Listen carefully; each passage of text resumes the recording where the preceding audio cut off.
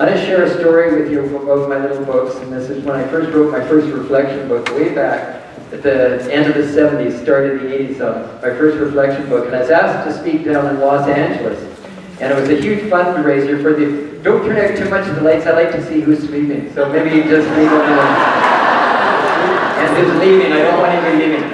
Anyways, if you can turn this back on, that would be great.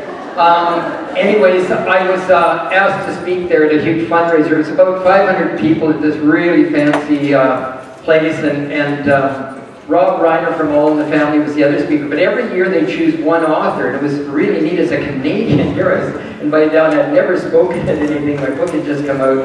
I was so scared. I drove my homemade camper down there that's all wood with stained glass windows, and I was a really long-haired guy.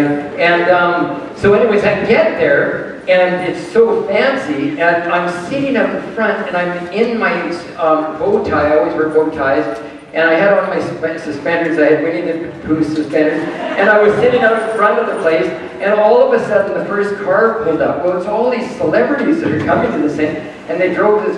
The first car was 4 women all dressed up really fancy in their big fancy car. I'd never seen anything like it. And they got out and they came over to me sitting there. And I thought, well, they recognize me as this author from Canada. So, you know, I'm fixing my hair. And then so they come over, and then they say to me, the driver says, "Are you the valet parking guy?" So, you know, I'm pretty quick, so I said, "Yes, I am." So anyways, they gave me the keys to this car. I was to ride my bicycle or this old camper. They went inside. I parked this car. All of a sudden I think, now that was a great idea. So every car that pulled up, I said, "I'm the valet parking guy." So I started parking everybody's cars. By the time the event started, oh actually, and one lady came running out because she heard there was no valet parking at the event.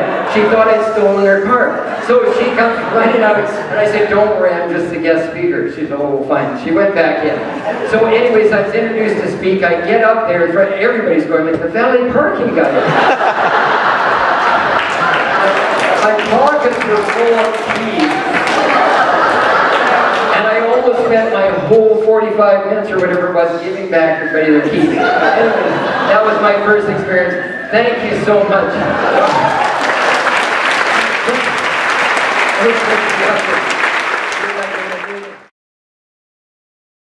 I was in a store actually, it was on, here in Vancouver, it was on Granville Street.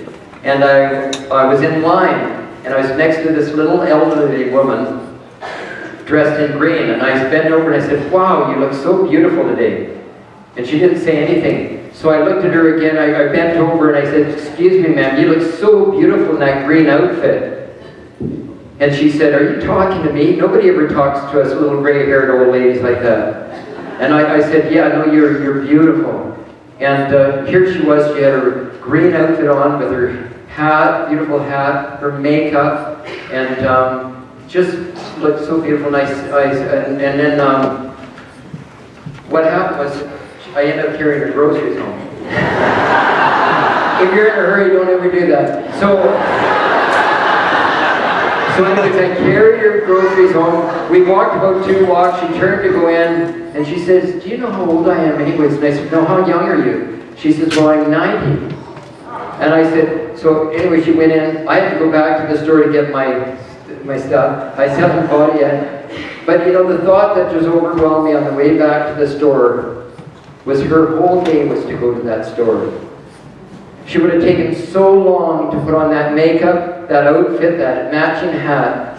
She would have gone there and home, and none of us would have said hi to her. That could be anybody's mom.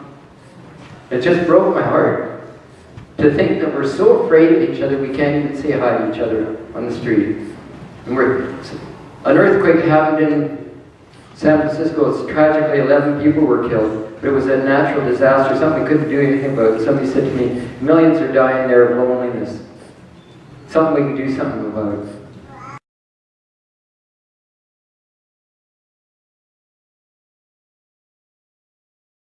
This family was sitting around at Christmas, and there was a little boy and a little girl. She was 5 and the parents. And the little 5-year-old they were opening the Christmas presents, and she wanted to open her present first. Or her dad to open her present first. So she said, Daddy, Daddy. She ran over with the present, this box, all wrapped, gave it to her dad. And her dad was really excited to get the present, and he started to open the Christmas present. He took off the outer wrapping, and then he opened the box. And inside there was nothing. And the father said to himself, holy moly, now what am I going to do? I need to teach my daughter that, you just don't give somebody nothing. And so he turned to his little daughter and he said, wow, I really appreciate the box and everything, but there's nothing in it. And at Christmas, it's really important that you give something to somebody. That's what it's all about. And with that, the little girl started to cry. And he said, what's the matter? And she said, but Daddy, there was something in it. Before I wrapped it, I blew 100 kisses in it. It's because I love you. The father had something to learn.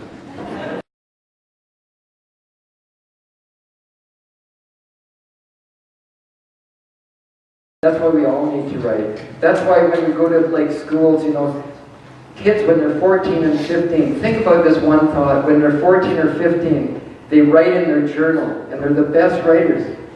But they write in their journal and it's under lock and key. And when you think about it, isn't that silly that what we really feel is under lock and key? So I'm going to walk around as this different person, because I don't want anybody to know what's under that lock and key. And what kids need to see is that it's okay to be angry. We came here all as beautiful, precious little beings, and we lost touch with our heart because we were taught at an early age that something up there was going to make us happy.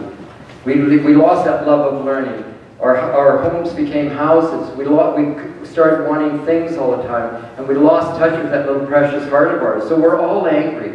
But it's what we do with it. We need to scream into pillows or wring the towel. But what we do is take it out on other people or things, or we internalize it and we become suicidal and depressed.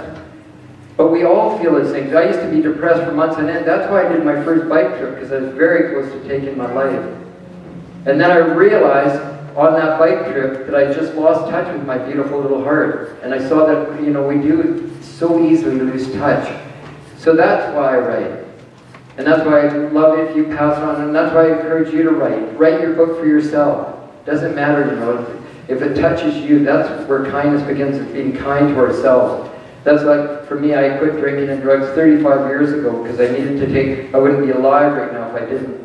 But I numbed my depression. That's what they're doing down the downtown east side. They don't do drugs down there to get high like when I was getting high. They do it to numb feelings because they've been abused every day as a child.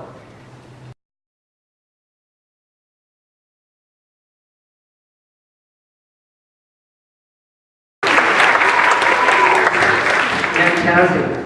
A lot of you wondered where I met Wilma or how I met Wilma. She's out in the front. She's in charge in front of the house. We've been together about 22 years. And we met, and it was interesting. She was traveling from Austria and spoke very little English. And she came over, and after 3 days we ended up, just really hitting it off. She went back to Austria to get her things after 3 days to come back and be with me. And luckily she doesn't have taste. I always say that her only weakness is, her only weaknesses are taste in men. Anyways, she was coming over, she's coming back, we were getting another homemade camper. I was getting a new one built in Orcas Island down by Seattle. And she was flying into Seattle, and I was on this little island with the camper, where these boat makers were building this camper. Anyways, we didn't have cell phones, we didn't have anything like that. She spoke very little English. And she was coming over to see this guy she knew very little about, but she was just trusting. So she flies over, she's flying over, and I decide, I better get to the airport. And so I drive to the ferry, and there's a big long lineup. And I see a little ferry coming in off in the distance, and I ran up to the person in front of me, and I said, wow, how many cars can get in this ferry? And they said, well, it's a 100-car ferry. So I went counting everybody, and I was 104. So what I did, because she was never going to trust anybody again if she came over and nobody was there, and she, we didn't have any way to connect. And so I went to every car and I said, look, I finally got somebody that likes me after all these years.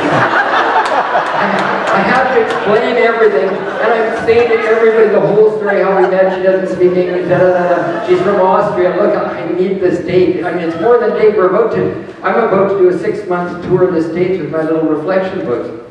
So anyways, I told everybody, and everybody, honestly, they pulled onto the ferry. I said, please just pull up as close to the person in front of you as you can. That's all I asked. They did it. I was the last car that was able to get on. Everybody was standing on the top level cheering me on as I got on.